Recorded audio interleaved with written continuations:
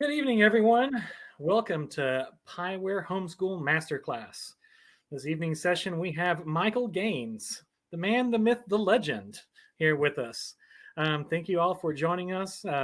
Michael's been with us for 20 plus years and a loyal supporter and beta tester. We're happy to have him on, and I'm sure everybody is thrilled to be here. Well, Michael, if you could tell us a little bit about yourself and background. Sure. I was born in no. I've been doing drill design pretty much since the early '90s. I came up through marching band, all that kind of thing, and marched in drum corps. Started teaching drum corps, and then wrote drill design for the Cavaliers. Did visual coordination for. Well, I taught and did all that probably over a span of about 20 years, marched 4 years, 20 years, and then was very involved with WGI and indoor groups, percussion, winds, color guard, and then I then started a job working for Santa Clara Vanguard as creative director and then ultimately the drill design. And yeah, pretty much as soon as I could, I'd say mid-'90s, I think, maybe, Dustin, mid to late '90s, I started with Pieware and have never looked back. Yeah. Well, we're happy to have you here. It's wonderful. Well, if you'd like to take us around how you design, and I know you've got some questions that were lined up pre-session, so let's start with what you'd like.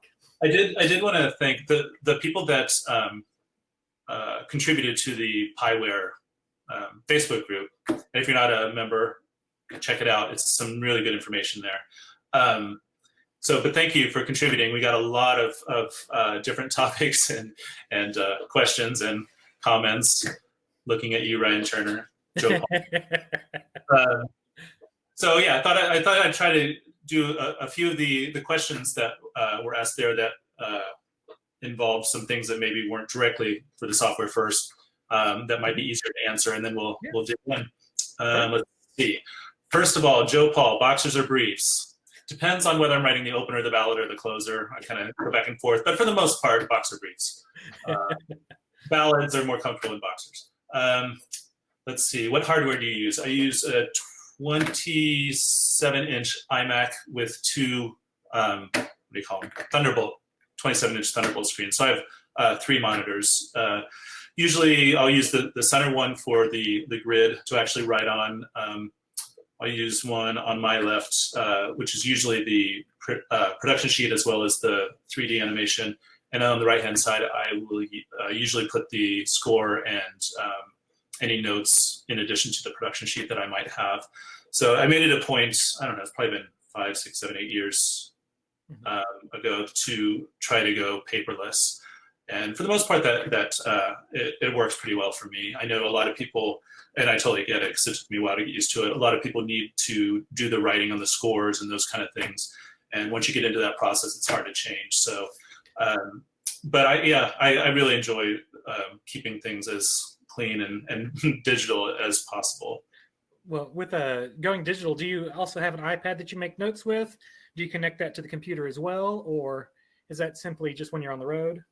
That's when I'm on the road, yeah. If I go on the road, I have a MacBook Pro that I use, and I'll usually bring an iPad with me, mostly just to try to replicate some semblance of how I have things set up here.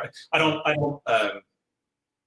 what is it called? The sidecar. I don't do that or anything. I actually don't ride as much on the road anymore when I can help it, just because once I got my setup in my home office, it just really sucks to not be here. You know what I mean? You get 3 screens make a difference. Yeah, it really does. And I kind of feel like I might write differently too. But I do bring my iPad to pull up the score or production sheet. And if I am traveling, I will print out a score just to make sure I have that with me in case.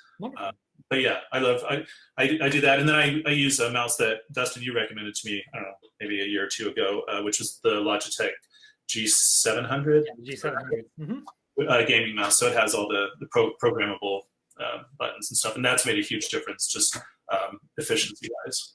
Wonderful. Yeah. What else do we have here? Let's see. If you ever get stuck writing drill, what do you do to get unstuck? I learned a while back, and you've heard everyone say this. I think that's been on here. You just get away from it, and that's the best thing you can do. After putting in your due diligence, of course. But I like to either, if it's late at night, I'll just go to bed, because I know from experience, history proves that I'm always better if I get away, go to sleep, wake up fresh, and usually I can come up with whatever the answer is fairly quickly. If I don't dream about it, that's actually worked a couple times too.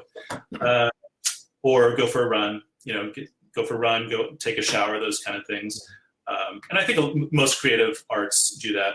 I saw an interview with Aaron Sorkin once where he said, when he's trying to write something, he takes like 6, 7, 8 showers a day sometimes just to, can't figure out something, just go into the shower kind of thing. So I think it's just getting out of this mindset and into something that feels refreshed kind of a thing. Best thinking happens in the bathroom, as it were. Exactly. How did you start? Progression of writing over the years. I saw that one come in, and some of the people here, if you've seen some of the designs I've done in the past, might be able to do that one better. It's really hard to be that self-reflective, but I think the other question that came along with that was actually very interesting. What prompted your greatest growth? That one I was thinking about, and I really do believe that where I felt like I grew the most throughout time, designing wise, were those moments that I actually realized that I can't do it all, and it's okay to ask other people what their ideas are, or surround yourself with great people. And by doing that, you learn even more, whether that was when I was choreographing for Color Guard back in the day and realizing, oh, I'm not the best dancer, maybe I should get a friend in here that dances great, or whatever, or writing drill design and trying to make all the calls instead of having a team of people that can really help you out, whether or not they're drill designers or not. Just asking for input from really smart people in your circle, finding that tribe. I think those moments that I did that were the moments that I probably grew the most, I think. In terms of designing drill, staging, theatrical staging, those kind of things. I think, when I first started, I guess I'm like anyone, you emulate your mentors, right? That's what you grew up with, that's what you learned, that's what you know. And so I of course, did that. And one of my mentors was Steve Brubaker when it came to all the outdoor stuff, and then, indoor Sal Salas, those kind of just watching and learning. And so a lot of my early design, I think, really emulated, imitated, flat out stole from my mentors, and I think that, anyone does that. Everyone kind of emulates until they develop their own vocabulary and learn. So I think that happened. Then I kind of developed my own style, I think, in the drill design world, and then kept going once I started becoming very interested in the choreographic aspect of things. Certainly tried to keep learning and growing and figuring out a variety of ways in which to design drill, staging, whatever you want to call it. I mean, I tend to believe that everything is under the umbrella of staging.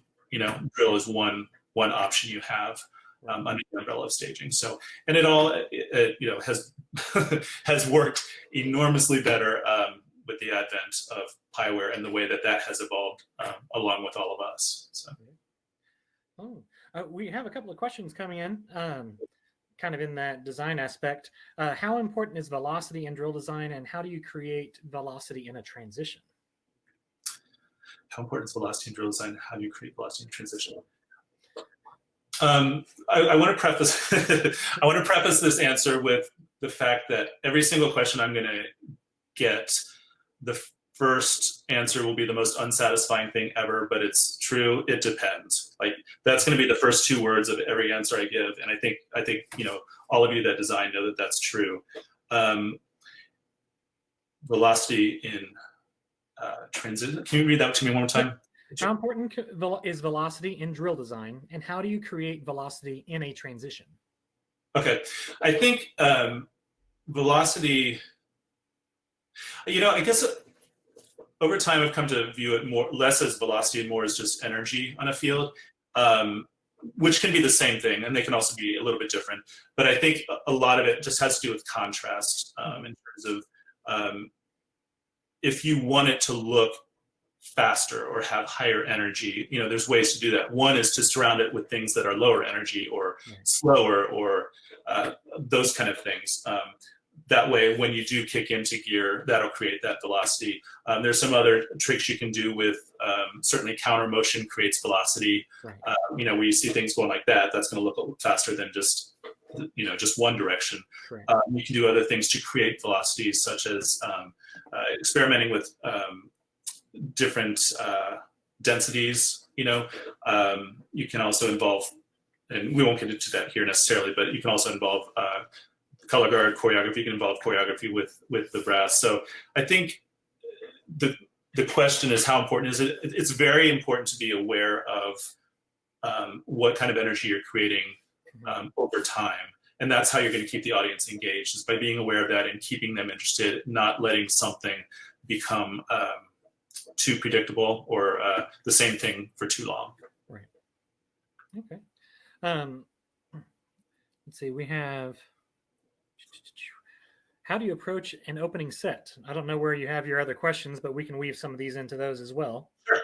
Yeah, no, this is fine. How do I approach the opening set? It depends. Sorry. It's just, if well, a lot of it also depends on my role in terms of design. If I'm the one that is the program coordinator, if I'm the visual coordinator and it's up to me, it might be one thing. If I'm writing for a client, say it's a high school marching band, and they have an idea of how they want the show to start, obviously I'll go with that. Right. If a lot of times it's pretty much open to whatever I want to do within the parameters of the music, etc. And so usually I'll look for the first thing that seems like an identifying moment in the show, kind of understand where that's going to be, and that could be the opening set. If we're like, okay, everyone really needs to start in a straight line because the concept is whatever, then I'll start in that straight line, obviously. If there's nothing like that, then I'll look for the first identifying moment, or moment of identity, I guess is a better way of putting that, and then know where I want to be there and work backwards from there. If that's a little bit into it, or if that moment of identity is right at the beginning, I'll start there. But there's both ways are fantastic ways to write. Just because you start in one place and work backwards, though, it can be a little bit easier because you have flexibility in terms of instrumentation. You can change things around to make it get into your impact the way you want it. But I think it still behooves us to make sure the quality of the design and the crafting of it is as good as if we were writing forward. I don't know if that makes sense. Right. Sometimes if you write backwards, it's easy to let things just get really loose, right. Which still can work, because people are kind of like seeing what's going on. Right. But I think that as people truly try to improve in their craft, I think it's an intelligent attribute to want everything to be crafted with quality and not let any of those loose ends happen. Along those same lines, how frequently do you find yourself designing where you start in the middle of a drill or not at the very beginning? Do you see yourself more frequently starting in the middle of the show, or the middle of the opener, as it were? It depends. yeah. I'll just let you do the first two words of variance. I think middle of that's a little bit far into it for the most part. It happened, yeah. Often it's usually the first musical resolution or impact where you would start. Rarely is it middle of the show. Mm-hmm. Every now and then, a little bit past the introduction. A lot of it will depend on. If there's something that's just an incredible idea that is going to require a lot of intricacies to get into and maintain the instrumentation, those kind of things, then I might start if that is worth it. And that's what a lot of this comes down to is it worth doing, A in order to achieve B? If the answer is yes, then absolutely I would start there. And I have done that before, but it's time intensive for sure. Right. Well, let's grab a couple of the questions that you have on your list. I have some more lined up here, but we'll just kind of bounce back and forth. I had, let's see, any features or tools that you use that most other writers don't? Other than vodka, no. Totally kidding. Don't drink and drill. I always say that. Never have, never will. Do you write for some next set? Oh, there was a question about resizing drill. Like if I've already written a drill and someone wants to purchase a previously written drill, how to resize it, etc. for that thing. I will say this, it's one of my least favorite things to do in life. And I can count on maybe one hand the number of times I've actually done that. Mm-hmm. But I have. It's difficult. It really depends on the kind of show that the person buying it, or what kind of show they're buying. If it's something that involves a lot of geometric things, that's another whole Oprah, because if you have a block of whatever what's a good one, 20, and this band only has 19, then that kind of sucks, and you just have to rewrite it. I would rather write from scratch than I would to rewrite a drill. Right. I think that's better. Having said that, there are a lot of tools that come within this application that can help you achieve a lot of that, depending on the kind of design you have. If you have curvilinear designs, there's tools that you can use within Pieware that will allow you to really just go through the entire drill and fix intervals like snap of a finger in one count.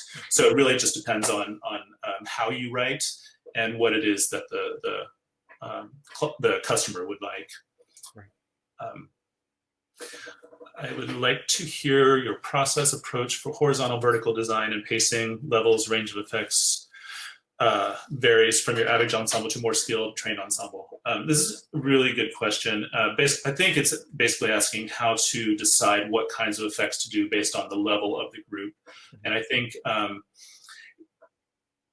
that a lot of it depends on the group itself, in terms of, even if it's a younger group, if they have a staff that is there every day with them that can nurture and kind of create vertical moments on top of the structure that you're laying out for them, the blueprint that you're doing, and that can follow your notes that you're sending to them. You can put them in the production sheet; they'll be printed out on all the charts for people. And I'm sure most of you know this, but it's one of those where you can create demand with the verticality, the choreography, the textures you create. You can also create demand with the horizontal, with the drill, the velocity. You can make those as complex or simple, difficult or easy, both of them. So my advice would be, don't overdo one or the other. Look for that variety, even with a younger group, because either way you can create it at the appropriate levels. Mm-hmm. So maybe don't think about it as, because this group is at this level, I should do more of this or that. Maybe just think of, I should do more of, or I should make sure there's a good variety within their skill base. Great. Kind of in that area, we have two that kind of go in that. What's the difference in your thought and writing process for drum corps and marching band, since you're talking about different levels? And then along with that, how much of what you do is organic staging versus charting and Pieware? Okay, first question, the difference between marching band and drum corps. Right. Are that drum corps have the entire summer, every day, all day, and they have some of the best performers and many times music majors and dance majors and those kind of things. So I think that the difference is I err more on the side of achievability when it comes to high school marching band, given the time limitations, given the experience limitations, given possibly the staff limitations. And so I'll err on the side of achievability and have continuous communication with that program so that they can tell me, okay, you can ramp it up a little bit, we're good. Or hold back, so it's an ongoing communication process. But I will say that I do believe in erring on the side of achievability, because when I first started writing, I would see some of the drum corps writers trying to do the same things with high school bands that they do with drum corps. And at times it was really uncomfortable to watch, because it was one of those things that was so above the heads of some of the kids.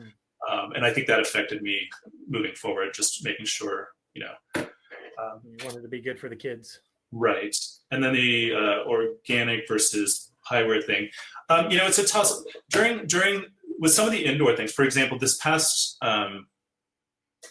this past season, I was designing for Imachi Winds. They were coming over, and a lot of that I do at rehearsal in collaboration with my creative partners there.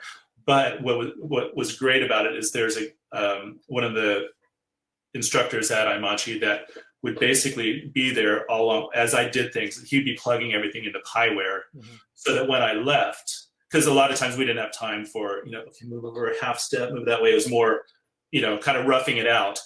And I would say, this needs to be an arc, and I wouldn't fix the intervals perfectly, but he would be right there putting it in. He'd come over, show it to me. I'm like, that looks great. He would be able to print out charts or send it to them via drill book, and they could have it. So there's different ways that you can use the tool of Pieware, depending on where your comfort level is and your experience level. All of the bigger groups, the marching bands, the drum corps, I do all of that on Pieware. I may go into a rehearsal here or there and do some things. Usually, a couple different sections of the drum corps show, I'll go in and do things. But even then, there's someone keeping track to make sure that it's all documented, so that if I'm not there, or if the visual caption head isn't there, or whatever, the students, the performers know exactly what the responsibilities are, and that's a great use of Pieware in either situation. Perfect. All right, let's see here. We've got in staging. How do you approach theatrical staging, fluttering prop movement within Pieware? It has become exponentially more user-friendly to do that in Pieware. Thank you, Dustin. And I think, and truth be told, a lot of times Pieware comes up with great new tools or new ways of doing things, and I'm usually a year or two behind, depending on when it happens. If it happens in the middle of writing season, there's no way I'm touching it with a 10-foot pole, because I'll get, and like we were talking about earlier, you develop your own creative methods, you develop your own workarounds. And sometimes, I'm sure all of you have had this moment where someone says, oh, you don't have to do all that, you can just do this. I'm sure there's been 100 times that Dustin has shown that to me, where, and all of you as well. Hey, it would be great if there were a way to do this. There is. Oh, when did that happen? 2 years ago. Okay. So those tools are there. If you're talking about design as opposed to the tools to create that, that really goes back to the composition itself, which is, it's a huge, that we could take a semester talking about that. But I think that a lot of it goes back to how the composition is at that moment, how the composition is over time around that, as to whether or not and what you want it to look like. If you want to create something that goes through an ongoing phrase over time, you might want to do the staggered step-off, staggered arrivals, those kind of things, to do it in a different way. If maybe you want something that's a little bit softer, not everyone moving at once, or something to maintain where you're leading the eye somewhere. There's a lot of reasons you could do that, and a lot of great reasons, and it's a great way to write. But as with anything, it can be overdone as well. So I would just caution you to just look through the whole composition and ask yourself if this is something that would be good from a variety standpoint. Right. How do you go about creating and planning the more intricate transitions, such as a line unwinding to a box, to the wedge and frameworks? Line unwinding. Okay. I would pull that up, but that was a different version of Pieware, and I don't think I can open that on this. How do I go? That one, I do remember what you're talking about, and I believe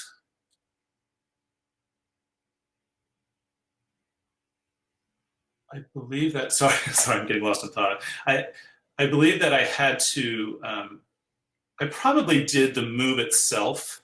This is before you could sketch things out, but I would create different files and just label them like experiment one opener or something like that, and just create the move itself. And then I would have to look at what happened to the instrumentation, and that one I do remember. I feel like I wrote a lot.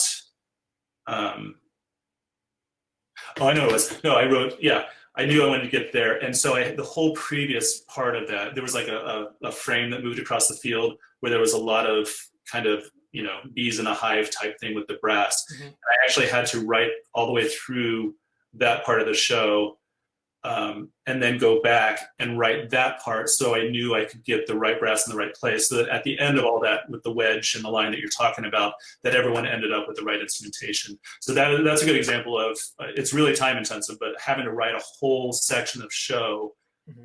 and then go back, once you get to the end, then you put the instruments where you want them, and then you have to go back and figure out where they need to start or how to make that happen in order for them to end up there. Yeah, that was kind of a nightmare, actually. I can imagine. Thank you for bringing that back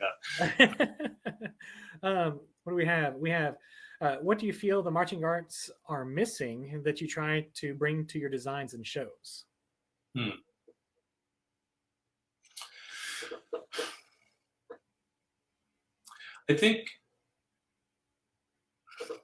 I don't know if I necessarily think something's missing, as opposed to, I think that we owe it to the audience and the performers to keep trying to do things that are unique, right.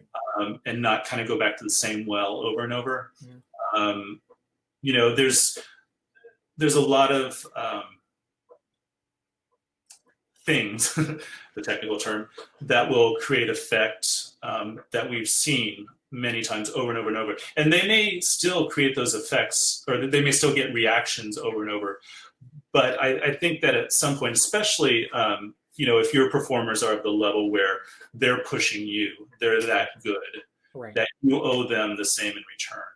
If they're that good that they can do anything in the world to rehash something without a reason for it, I think is doing them a disservice and not giving them the respect that their time and their talent and their experience deserve. So, I don't know that I see that it's necessarily missing something. I guess I would encourage everyone who's designing the activity to try to develop their own voice once they're at that part of their learning curve. Of course, people who are just starting out, need to look and see what's out there in order to learn. But just to avoid kind of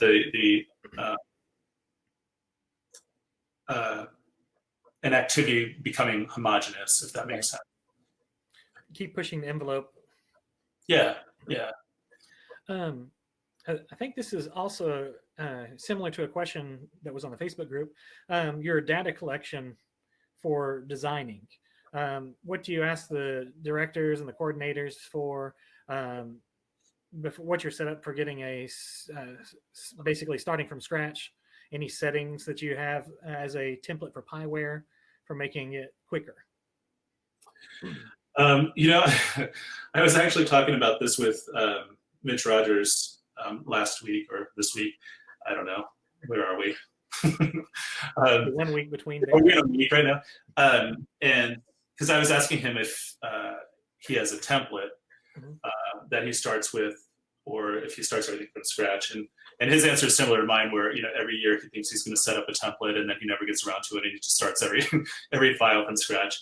I have I usually, at the beginning of each year, I'll set up a blank file kind of a thing that will have the grid the way I want it, the field layout the way I want it, those kind of things. Mm-hmm.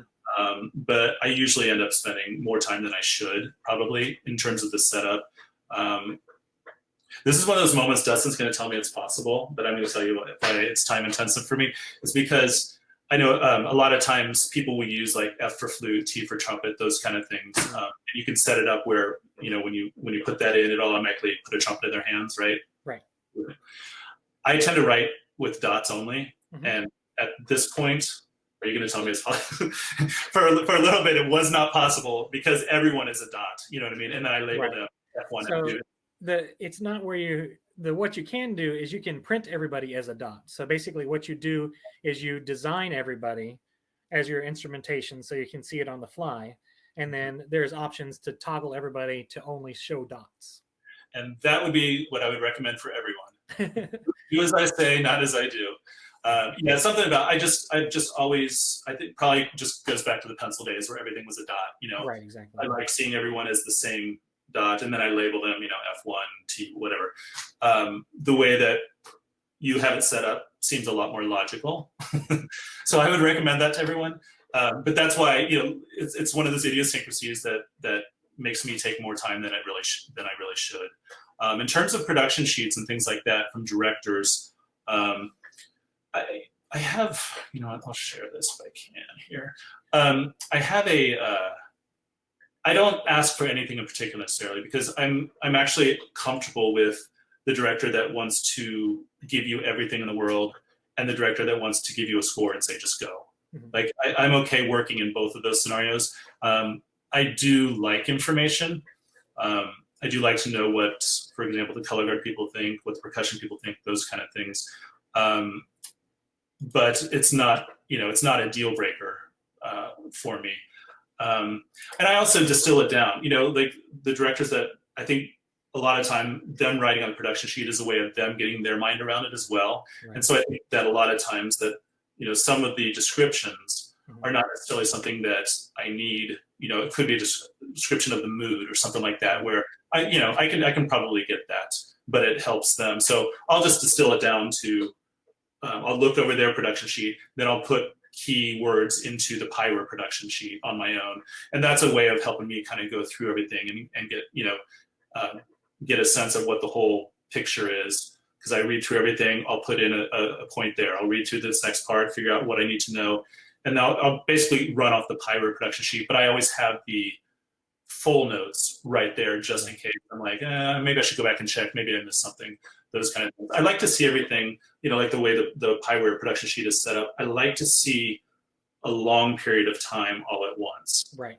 So I don't, even if that's 2 or 3 minutes, I like to see it all at once. So sometimes if you get, I'll have some directors, and it's totally fine. They'll have a full page or a half page for each 8/16 counts, of description, and that's fine. But I can't see everything that way, and so I like to, kind of distill it down.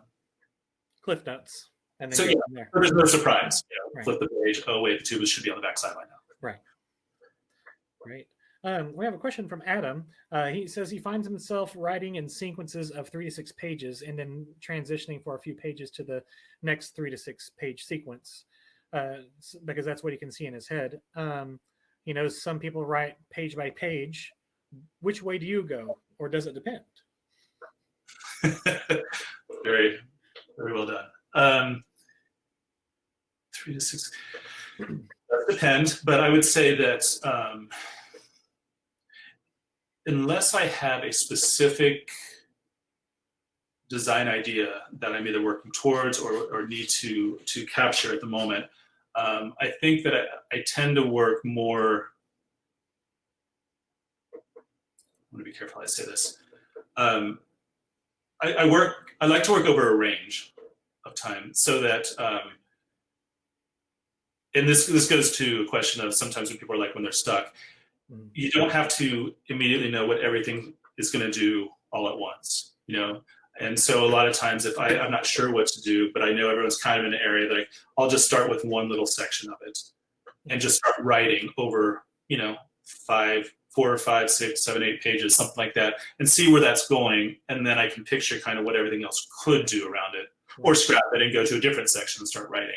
And so I tend to write forward and backward a lot over a series of the page number will differ depending on project and counts and sub pages and those kind of things. But yeah, I do tend to write over a range of pages as opposed to that kind of fills in the secondary question on that. Do you write for certain sections first or all at once? It sounds like you kind of do it both, depending on Yeah. the design concept that you're looking for. Yeah, I mean, usually a rule of thumb would be to start with the section that needs to be, most emphasized, or if someone has a feature, or someone needs to be in a certain area of the field to be heard, or those kind of things. Start there because that's the priority, and then build around that if you can. Right. There's obviously no strict rule about it, but that would be my recommendation as a way to start. Well, we have a couple of questions about doing some live demonstration on the software.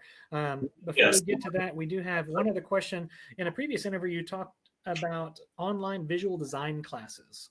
What were some of the courses you found valuable that you might suggest to other people?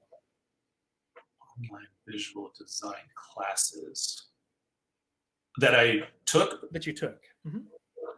They weren't, I don't think, maybe I'm not remembering. Or were they art classes maybe? Yeah, I went to the art academy and took a lot of design courses. And I do often recommend getting books on design principles, even just the basics. That helped me immensely. And I didn't necessarily realize how much it helped me until I went to school and learned about design. Instead of, when I would write something, I'm like, oh, that worked great. I have an instinct for it. Well, no, you don't have an instinct. It works because of this design principle kind of a thing. You know what I mean? So I learned what it was that I knew but didn't know what I knew. Right. You established those principles previously. Yeah. And then, of course, I learned a ton that I didn't know. Right.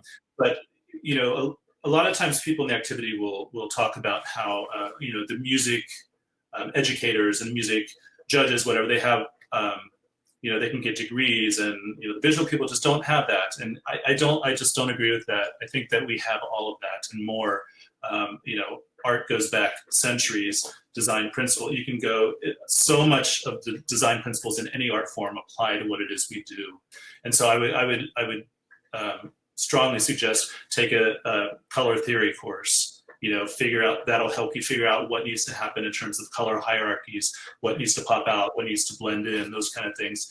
Pick up a book on design principles that'll help you figure out how to compose better, or figure out why things work and why things don't in some aspects. So I would highly recommend studying those kind of design. Do you happen to have any design principle books you would recommend?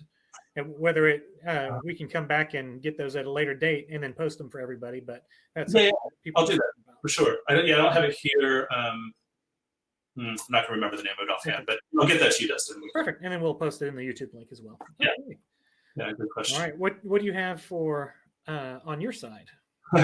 Well, the seemed like the biggest or the most likes was, of course, on the thing that's hardest for all of us. So thank you so much. Was the strategies for regrouping instrumentation. If you're doing some sort of anything that's going to get you mixed up. A lot of people play tricks with blocks, and which creates excitement, but it also gets the instruments mixed up, which creates a lot of angst with your peers on the music side. And so so let me see if I created a block earlier and made it hard on myself to, let's do this. I am going to take this off, share my screen with all of you. And okay, can you see the grid? Yes, we can. Okay. Can you see the difference in the blue and orange dots here? I can. Showing up. Can everybody see that okay? So can we here, let me increase the dot size in document options? Or maybe zoom in on that section. Let's do that. Here's my, oh. Does that help at all? Help some. Let's increase that dot size a Here, little. let's do this. I'll sacrifice my artistic integrity. And we'll make it a big old X. How about that? Okay. How's that? We still need to have those a little bit larger. A little larger. I'm going to say that it's because you're on that beautiful 27-inch iMac. Go to File, Document Options, Preferences. Where's my dots? Properties, right here. And symbol font, let's crank that up to double. Back over one, I'm sorry, properties. There we go. Oh. The second right under the title. Sorry. Symbol font, ABCD.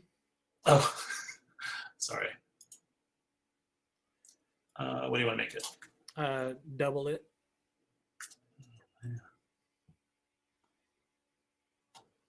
There we go. How's that? Better. Everybody can see that better now? All right, we're good. Okay, so yeah, so you see, I get into my own, what do you call it, world. And you have your setup. Yeah, exactly. I'm like, what do you mean increase the dot size? I don't ever increase the dot. He never increases the dot size at home. Airplane reference, sorry. Okay, so I set up this block and I was like, I tried to make it hard on myself. Let's assume that these are blue are the trumpets and the orange are the mellophones.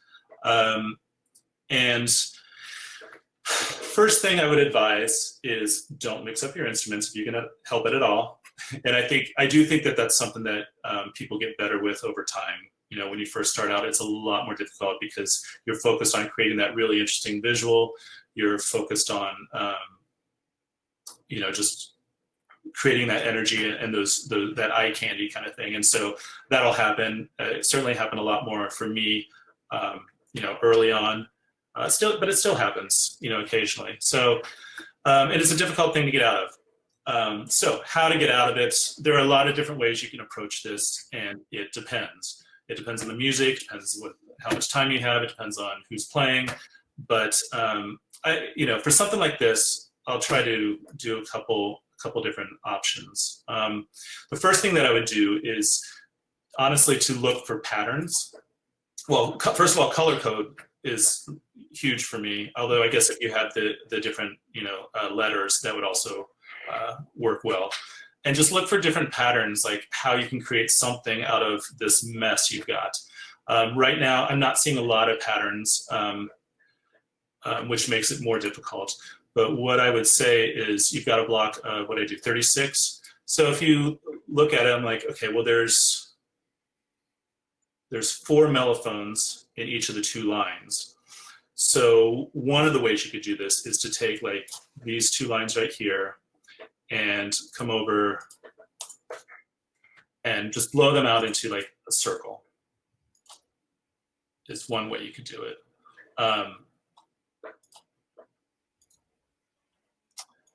Just to get some space, and because,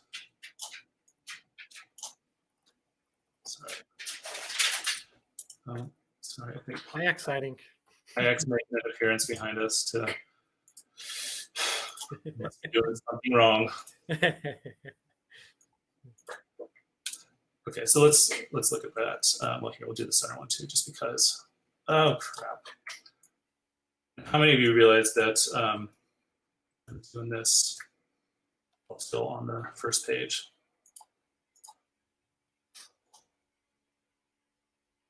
Here, I'll just do this one first.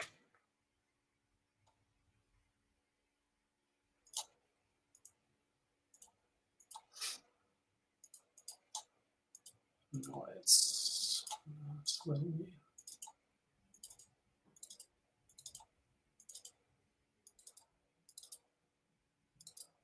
So what I would recommend is from there, that gives you a different shape and you can look at different options. So that would be like 8 counts. We could do that with all 3 lines. And then what I would probably do with this, there's a couple different options. One way is look for groupings.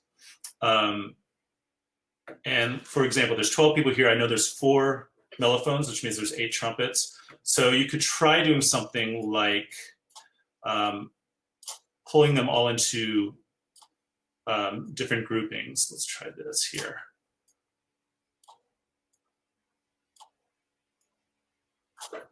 And how often do you use the Adjustor Tool? A lot. I use this tool a lot. Just because it just gives you so much control over, especially when, for some of the more complex projects, it really does become, pretty much designing every performer's drill one by one, or it can. So if you can, I'm just gonna put them at 2-step intervals, that's fine. So I'll start doing something like this, where I'm just getting them in groupings, and I would do it with all of them. And then, of course, that's not right yet, But what I've been able to do is put them in similar forms, and by putting them in similar forms, compositionally, you can create that that unity of the different sections because they all look similar, right? Right. So if I go back and just tap to it, we'll probably have some, so we've got a little bit of collisions there, right? So then you can go back and, figure out, I don't know if we can just try like this. It's gonna collide probably, but that's okay. And then I would select them.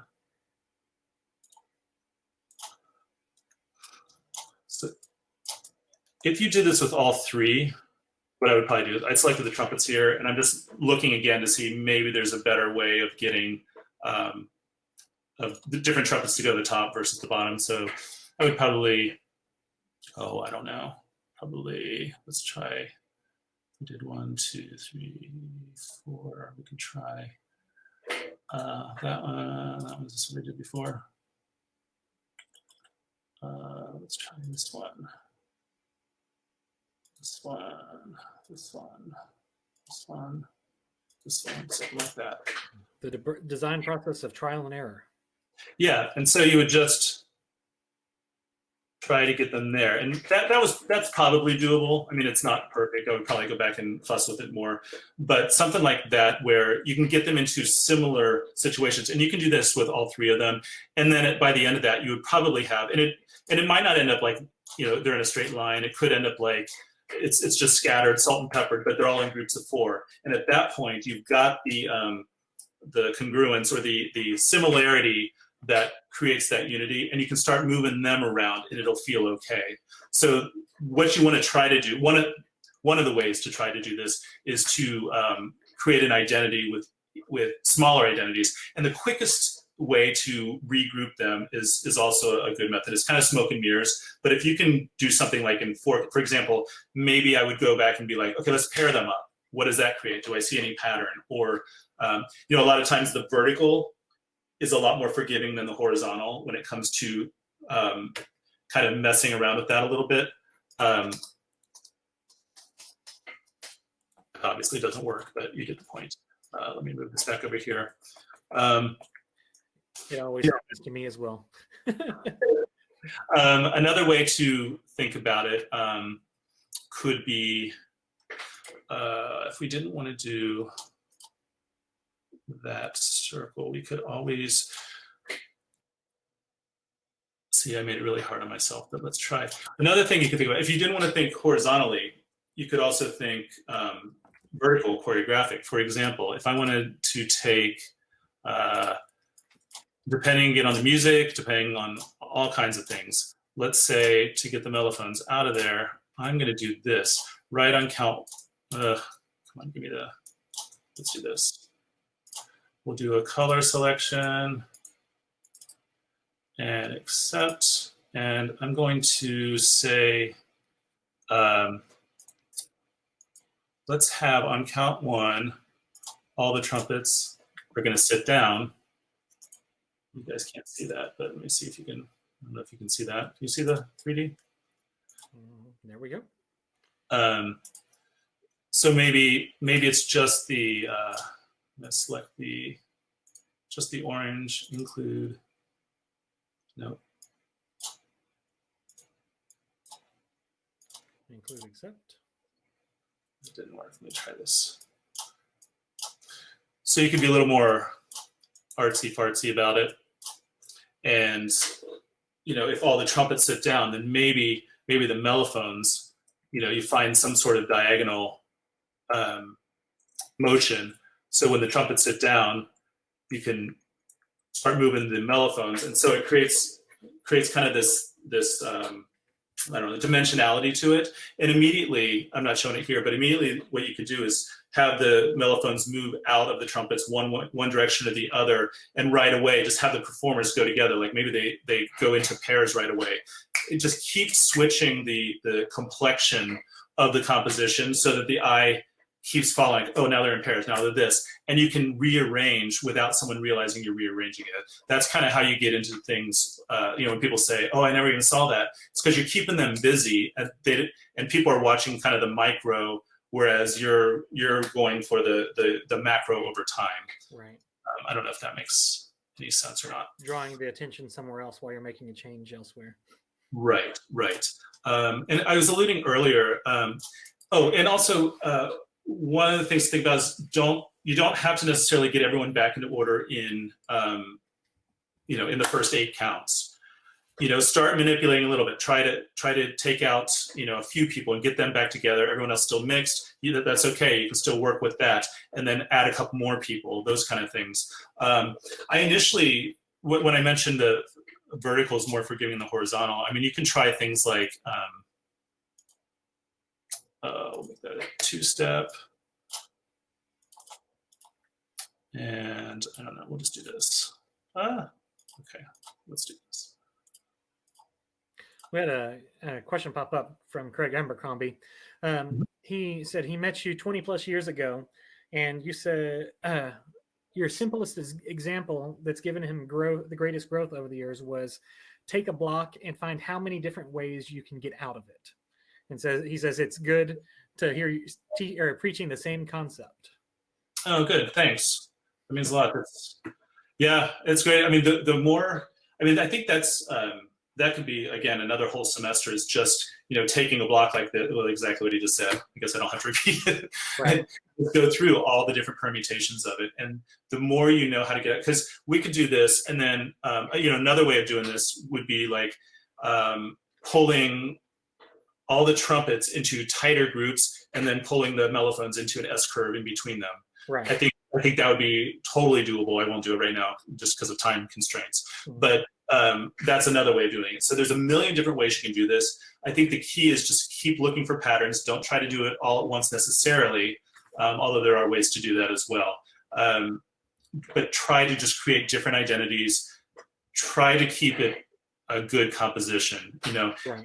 There's a little bit of sleight of hand with things like, I was saying about the vertical thing. So I took them into a vertical file. You could easily, let's say, you get there in 8 counts, and then in the next, maybe we could do it in 4. Maybe you do kind of this is 8, but say we do that in 4, that's fairly forgiving. And you can also work with the performers at rehearsal to do that, where they can accommodate the different spacings right away. As soon as they step off the line, they can start accommodating the different spacings and even those out. And then from there, these guys could be adjusting at the same time, front to back, and you would never notice, or you could just pull them out, and then you can have like 3 lines of 4. You can do that with all of these and immediately have a block with, the different sections easy to get out of, those kind of things. I don't know, is this helping the people who ask that question? We're doing good. We have, since you're talking about standing up and sitting down, how often and how much detail do you go in for the visual aspects of the drill that you send to your customers? How often? How detailed do you get? It is directly proportional to how late in the writing season it is. Okay. And it's directly proportional to how far behind my timeline I'm on. I think a lot of it, I definitely use, I don't do a lot of choreography with the color guard in terms of the different options. If I had time, I would probably do more. I basically just use the drop spin function in different speed, whatever. And a lot of that for color guard choreography, I do to show the staff or the director where the emphasis is around the field. I don't do a lot more than that. I will do some of I'll do quite a bit actually assuming I have the time, of the different options in Pieware for the body movement, mostly to show dimensionality. You know, I use the lunges a lot. I'll use what I just did with the sitting down, sometimes laying down. And, you know, the key is to make sure that the director and staff know that, you know, I'm just using those options to show kind of a texture. Right. They're free to do, you know, other things other than, you know, left lunge or whatever. We have to have a textural change in this area. Yeah, yeah. And I do think that it's important to familiarize yourself with those things in order to, you know, create those moments, to show emphasis, to show where the focus is. And also it helps, it does make for a better presentation when you send it to the director, you know, if he or she is planning to show their kids, to get them excited, you know, seeing the flag spin and seeing the, you know, the trumpets lunge and those kind of things, I think, make for a better presentation for sure. Right. But I don't do as much as a lot of people. I tend to spend more of the time just making sure that the composition is right. Right. We have another question here. Hey, Michael, you're the master of setting up a developing visual sequence that can take 30 seconds to a minute to develop. They're so elegant and layered. It seems daunting on the outside to begin to develop such an idea and pace it out within a musical framework. Can you discuss some ways that you approach setting these up? If you alter musical phrases to create the exact count structures that are needed, and how you go about actually charting one of them? And kind of along that way, how often do you use imperfect intervals to accomplish that? Like 2.3 or? Well, those happen all the time, especially when it comes to curvilinear forms. Right. If it's a line of any sort, I'll generally try to give kids stronger coordinate sets. You know, it's not always possible, but you know, 90% of the time, if it's a straight line, vertical, horizontal, diagonal, I'll try to give them at least some strong coordinates that they can memorize and understand where they are, using the field, using the yard lines, you know, using the hash marks and whatnot. I do have, let me show you, the sequential thing. Thank you for the compliment, whoever was saying that. Let me do this. I'm going to set up, I'll show you an example that I pulled up earlier when I saw that.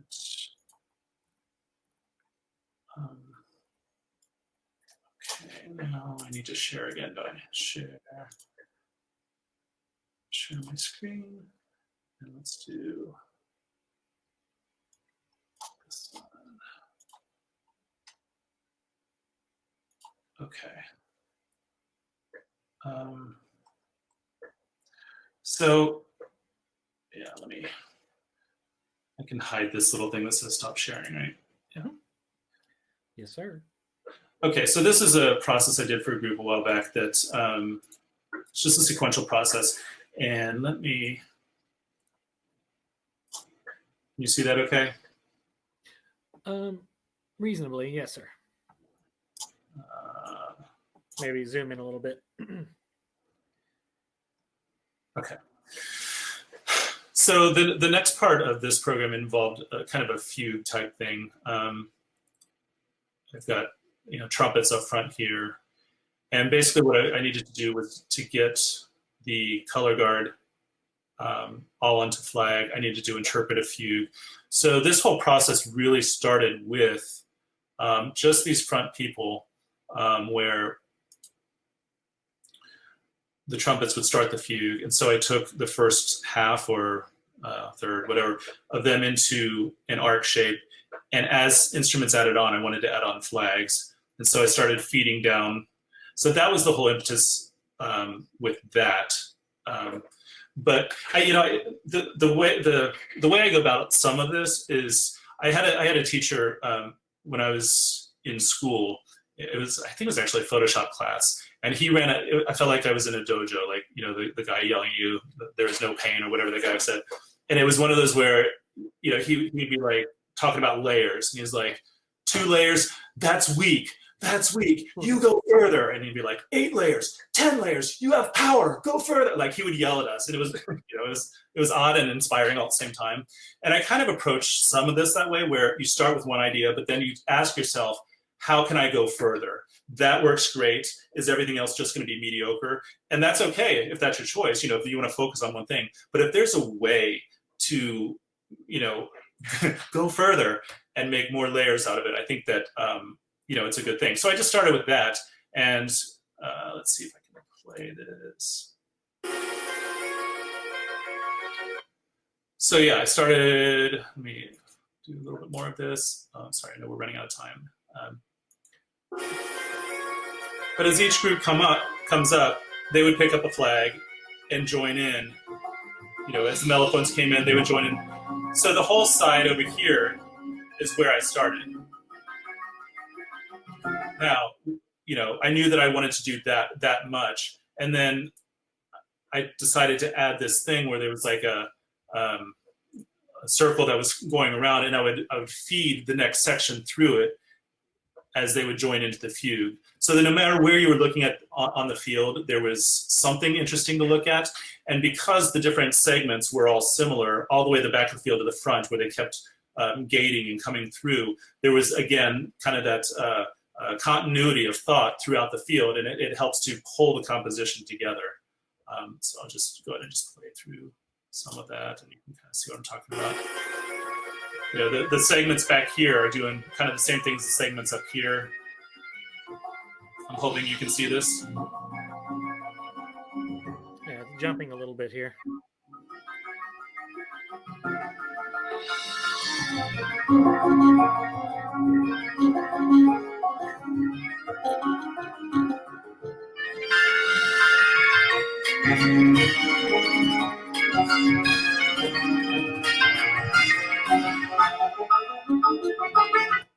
So, that's oh, sorry. It's kind of the idea, that's over, what were those, 6 count phrases. So that's over, a good, 10, 15 sets that,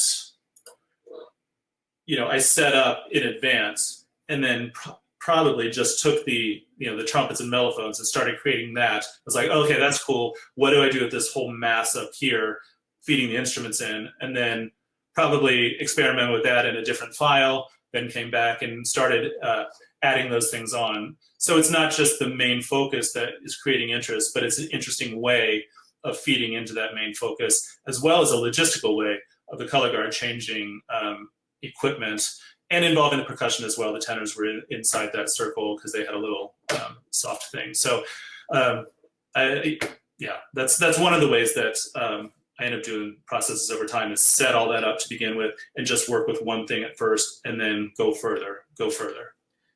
Right. We have a couple other questions in kind of a wrap-up type. We have someone that says their director wants to use UDB app. How do you write your drill to look exactly as it's going to be on the field? Do you fudge anything when you're doing anything like that, or do you make it exact to be transferred over to UDB?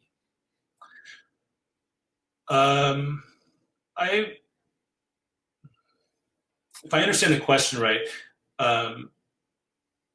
there are some things that I take care of in the notes on the production sheet. Okay. If there's things that would take like 2 full days to be able to chart correctly, but the band needs drill the next morning, right? I might say, this first line does this. Every line after that will do the exact same thing, 4 counts later. I'll try to chart, if I have time, I try to chart all that out, especially with like, really with everything, I try to do that because, when you send it to someone, you want it to work right the first time. Exactly. Not have any confusion. But if there's a time crunch and that there's a really competent staff there, you can take care of some of that in the notes on the production sheet. Wonderful. I know this is a burning question now. Any advice on planning for the next season with the current situation? Yes. The advice would be to plan for all eventualities, I think, and it's easier said than done. Make sure if you're a designer, I guess it doesn't matter. I guess if you're working as a team, I think the most important thing is to have the communication about the if-then factor. Mm-hmm. If the season's not going to start until August, will you still have time to do what you need to do in order to create the usual show. I would suggest creating shows that have places that you could cut out if you need to shorten the shows dramatically or just a little bit or whatever. Or if you have the full season, that it would work great. Things that can happen, like especially in holds, you could have a section that's where it's holding for a feature of some sort, that you could easily skip that and go right into the next section without doing that. Those kind of things. Or, if this is going to be too hard, we can just do that, or we can have the if-then scenarios to shorten the show or to make it less time involved, less rehearsal time needed to make it happen and bring it to fruition. I think having those plans or those areas in mind before you start writing is the way to go. And really, it's just going to take a lot of conversation with your director, your arranger, composer, those kind of things, to have those in mind, make notes on the score.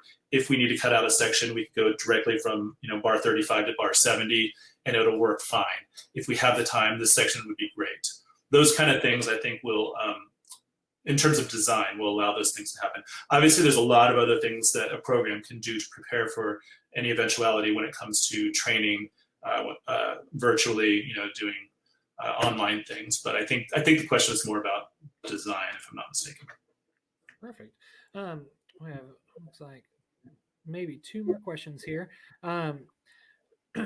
Talking about bands that don't have a full staff, even fewer bands don't have a show designer or staging design at rehearsal. How often do you find yourself writing with the understanding provided to the client what is written is completely malleable and not concrete, if you would, where they take your design as final and not something that can be adjusted to fit their staffing?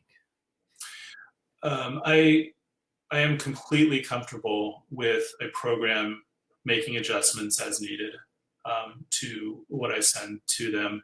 The groups that I write for, I'm also pretty good. I've just been doing it a long time, so I'm pretty good friends with everyone that I write for. And so, I think they would probably, it depends. There's a lot of things that just need to be done, and I know they need to be done. And, even in drum corps, I'll go to rehearsal, and I know that they adjusted something. And it's not one of those like, how dare they, the artistic integrity. Well, usually, unless it sucks. But usually, I don't work with people that would make something suck.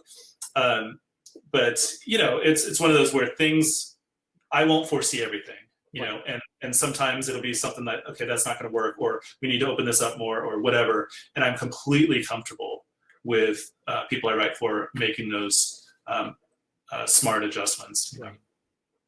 Wonderful. Kind of a 2-question merged together here. When you're looking at shows from other designers where you're judging or just watching as a spectator, what do you think the most offensive thing design-wise is that they're trying to do, and what would you suggest to do instead? Whether it be more crowd-pleasing or better scores, or... The most offensive thing I ever saw was a show, I think it was in Thailand, where it had Jesus as a zombie going around the field. And I was judging. But, You're judging. Well, yeah. General effect. Here we go.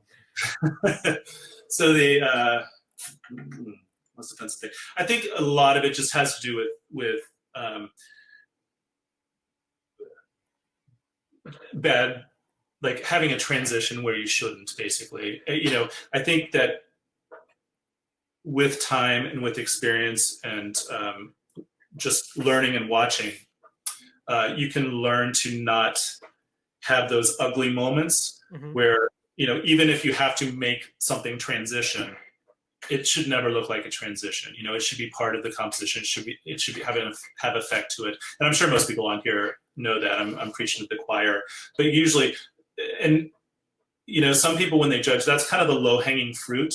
Meaning, if you have a judge that may not be as experienced as some people that are watching right now in terms of design, they may, kind of knock you for those easy things where, oh, the color guard's running to the back, which drives me crazy. Bad guard transitions drive me crazy. But it's also an easy thing to call out. Whereas if you're going to call that out, then please recognize the great composition that was happening right before that, kind of a thing. So just don't make it easy. Don't make it easy on people to knock is basically what it is. Right, understood. We had a request to let's end on a funny story. So what do you have from your history of designing? Zombie Jesus that's pretty funny. Zombie Jesus, yeah, I was judging with a friend and we were both in tears, like we couldn't talk. I mean, he was carrying a cross across the front. It was amazing. Funny story. Oh God, I'm on the spot. Funny story design-wise. Dustin, I don't know. I'm blanking. Someone help me out. Does anyone know me on here that knows a funny story? All of them. And anything from your drum corps days that comes out of the closet from the back in the days when you were marching?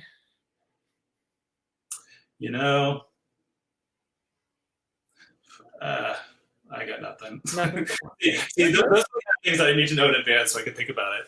Well, there's funny stories. Not a lot in public, probably.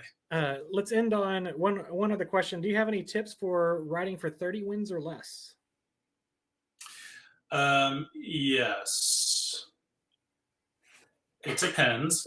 However, the piece of advice that you probably hear a lot in terms of like scaling down the field a little bit is a good piece of advice. I guess that's why you hear it a lot.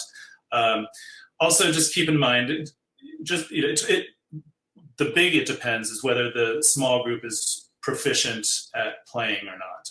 If they're proficient at playing, you can do a lot more with it. If they're if they're really young and inexperienced, then I would try to keep them a lot tighter together, just because kids get really insecure about playing their parts if they can't hear their friends around them, kind of a thing.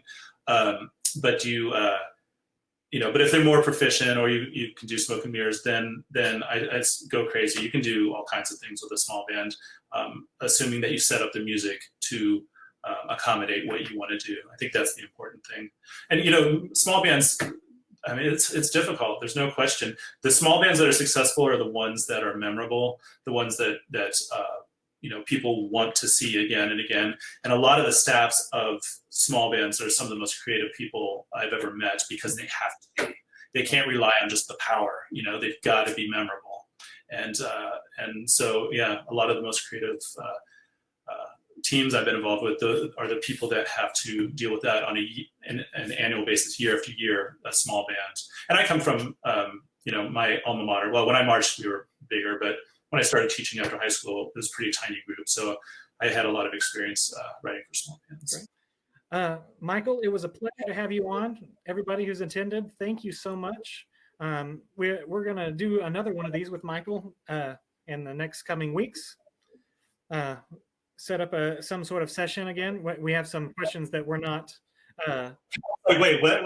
I got you. I know what you're talking about. Yeah. We had some questions that weren't answered, so we'll cover that at a later date. But thank you again for coming. You'll have a great evening, and we will see you on Tuesday. We have another masterclass coming, and it'll be James Gow joining us. So be sure to sign up for the session season, and we will see you on Tuesday. Thank you so much, Michael. Thanks, everyone. All right. Have a great day.